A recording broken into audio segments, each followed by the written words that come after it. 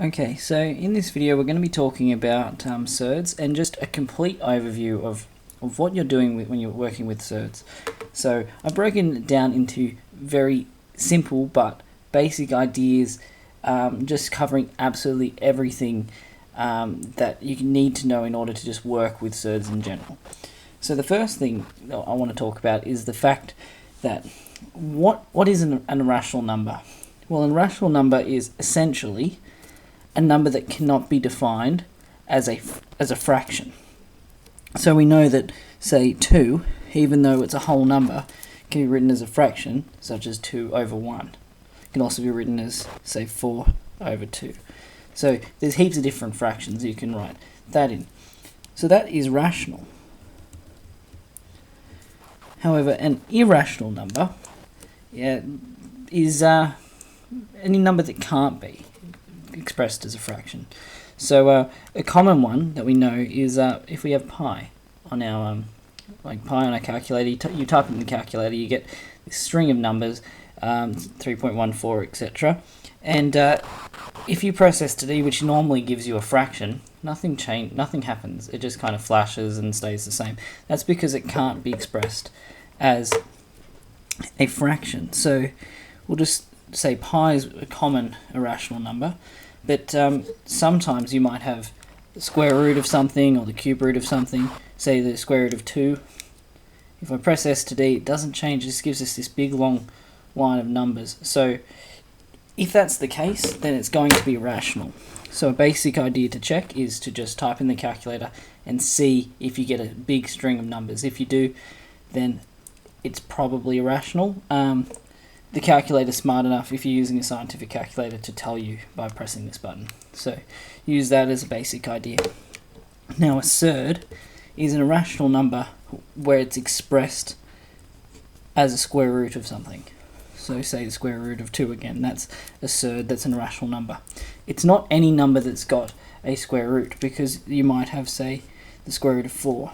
Now that's not a surd because we know square root of 4 is equal to 2.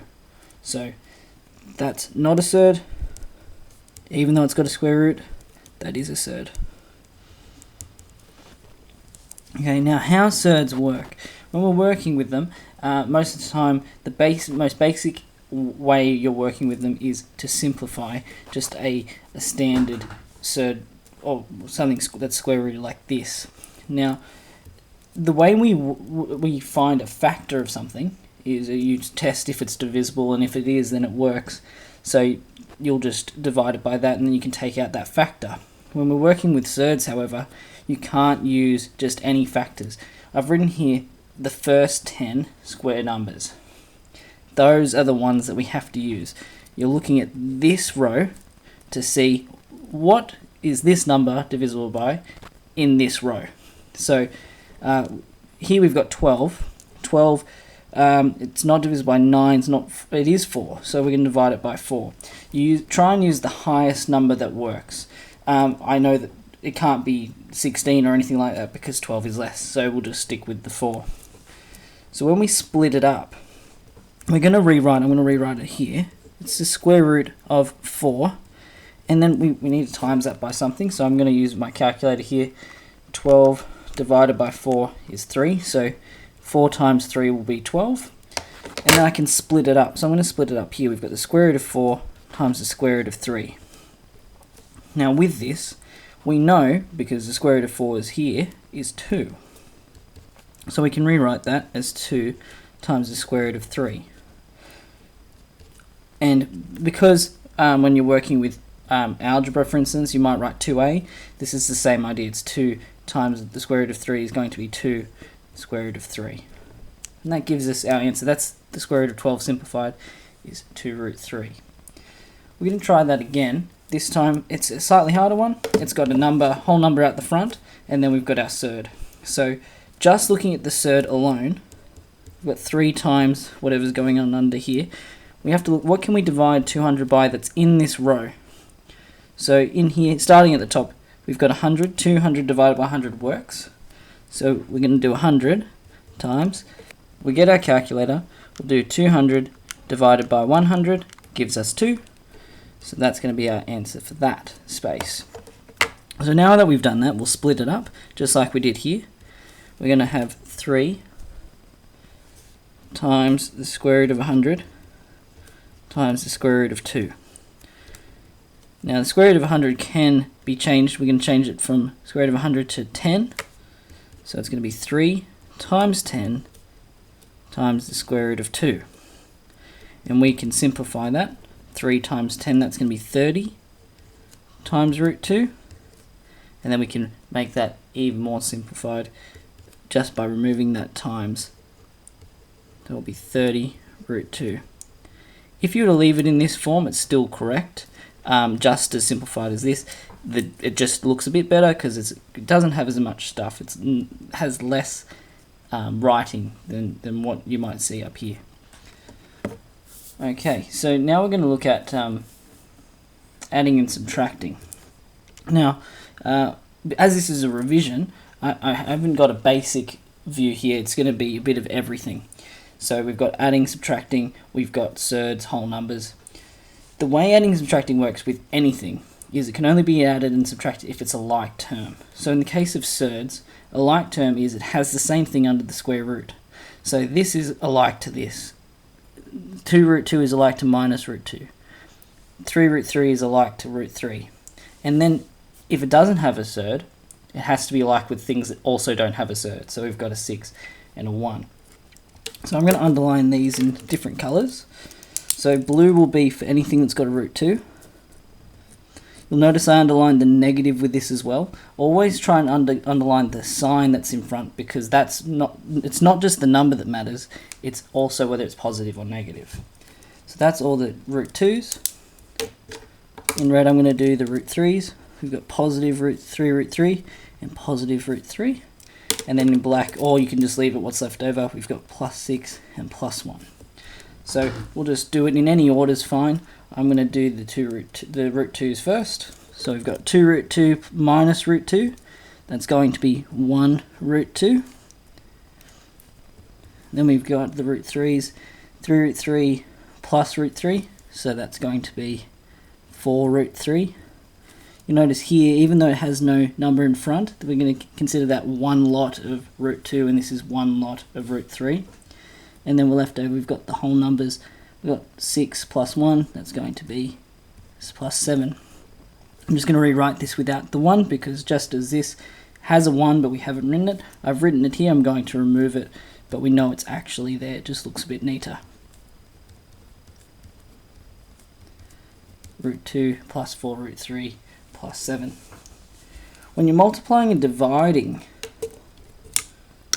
surds, the way they work is essentially if they're both surds, just like over here, we had them both underneath the square root and then we split them up, we can do it here as well. So just as they're separated, we can put them together. So I can write it like this. The square root of 2 times 7. So 2 times 7, you can type in your calculator if you need, that's going to be the square root of 14. You then check, can I simplify it? So if we look here, 14, anything less than 14, is 14 divisible by 9? It's not divisible by 4. It is divisible by 1, but it won't change anything, so that's our answer for that.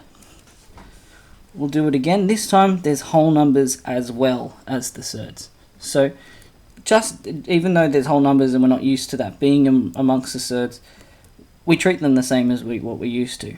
So 4 times 2 is 8, so we pop in the 8. Then in the square root we're going to do 3 times 10. So the answer is going to be 8 root 30. Now we'll look over here, is there anything less than 30 that we can divide it by? That is a square number. And in this case there's not, so we'll just leave that as our answer. Now just the same as multiplying, we can also do it with dividing. So here we've got 8 divided by the square root of 8 divided by the square root of 2. I'm going to rewrite this. There's two ways you can rewrite it. You can rewrite it like this, and then you can make it look like this, or you can rewrite it like this. Either way you're going to get the same solution. Here 8 divided by 2, that's going to be 4. So we've got the square root of 4. Here we've got the square root of 8 over 2, which is 4 as well. And we know that the square root of 4 gives us 2, so this answer is 2 as a whole number. So it's not a surd at all.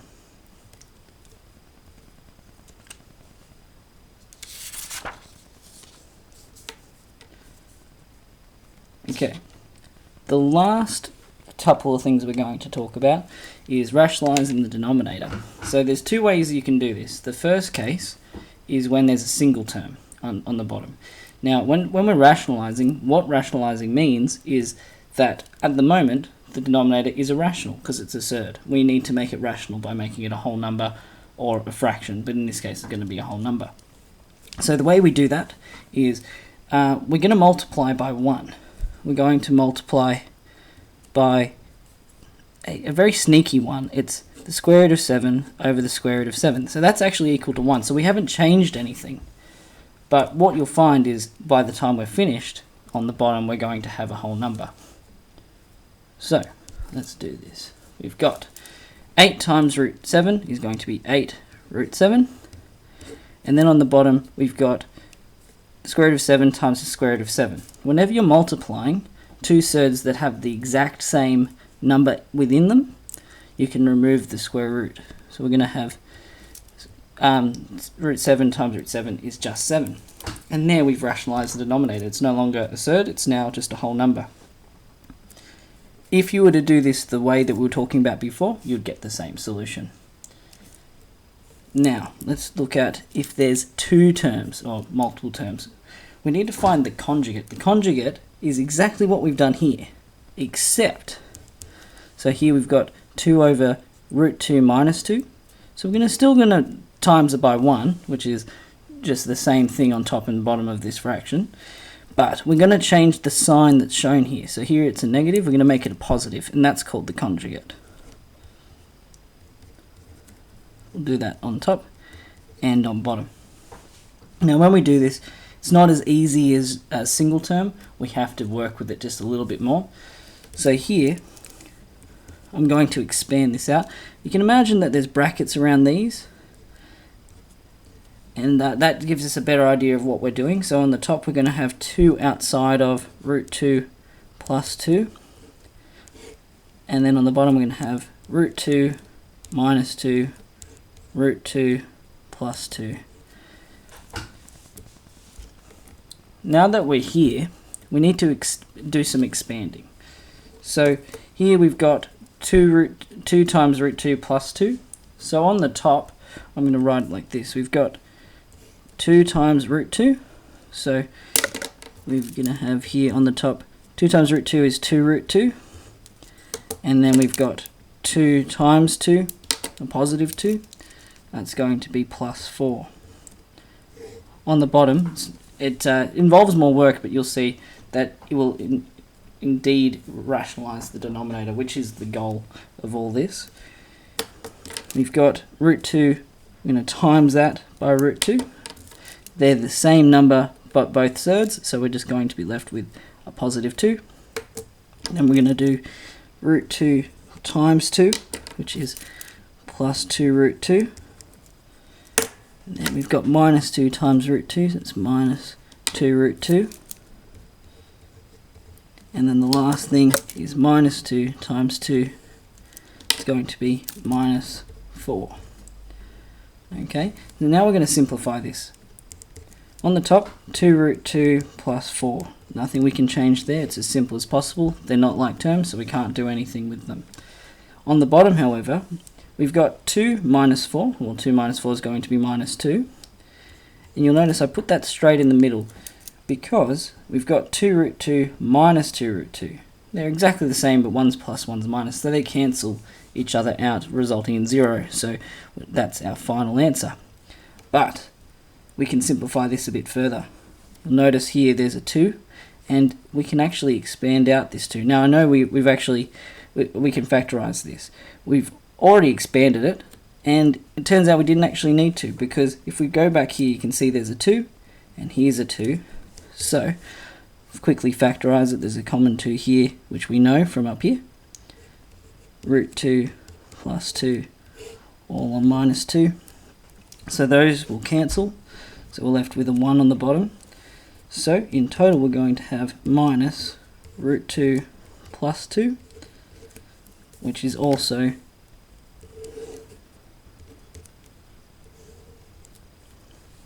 minus root 2 minus 2 as our final answer. Now, most of the time, if you get to this point, you've technically rationalized the denominator, so there's not much issue if you were to stop here. But if you would like this to be completely simplified after rationalizing the denominator, this is the complete solution. The last two things we're going to talk about is surds in index form and converting recurring decimals as a fraction. So the surds in index form, I like to use this idea, where if we've got, say, this A, it's called flower power. We've got a picture of a little flower here where the index would be, because we need it to be in index form. So there is the flower. We know that at the bottom of a flower there's roots, and at the top here, that's our power, the flower power. So as that's our flower power, that's the roots, we can use that idea with this. So here we can rewrite this as A, and the power, that's 3, that's going to be on the top, and then we make it a fraction, and then on the bottom there's the root, which is 8. So it's the 8th root of a to the power of 3. That's what it's written as in index form. You can use that idea in any situation where you're converting a surd to index form. So another quick example, the square root of x to the 3. Even though there's nothing written here, we know that's a 2. So if we write x, the power is 3 and the root is 2. Finally, converting recurring decimals as a fraction, we can recognize that 0.21 repeater, it can be written as this, 0.21, 21, 21, 21, and that will go on forever. If we have this, and let's just call it x. So here, that's our x. 0.21, 21, 21, 21, forever. You identify how many numbers are actually being repeated. In this case it's 2, we can see that there. So I'm going to multiply all of this by 100. So in this case it's 100 because there's 2 recurring decimals. That's how many zeros I have. 2 there, 2 here. If there was 1 recurring decimal, it'd only be 1, so it'd be 10 times. So if we do that and multiply this by 10, everything's going to shift. That decimal point is going to shift 2 spaces because it's being multiplied by 100. So we're going to have 21.21212121. I'm going to call this equation 1 and this is equation 2. If I take equation 1 from equation 2, the way this would work is we've got 100x, and we're going to take away 1x, so we're left with 99x's. And here we've got 21.21 going on forever, and here it's just 0.21 going on forever. So if we subtract those going on forever parts cancel, so we're just left with 21, because 21 take away 0 is just 21. Now we can just solve this as a normal equation. We've got x, 99x on one side and 21 on the other. If I want to get rid of that 99, I'm going to divide both sides by 99. We're left with x is 21 on 99. And there we've converted recurring decimals as a fraction. So hopefully going over all this will help with anything that you might need. If you have any questions, let me know.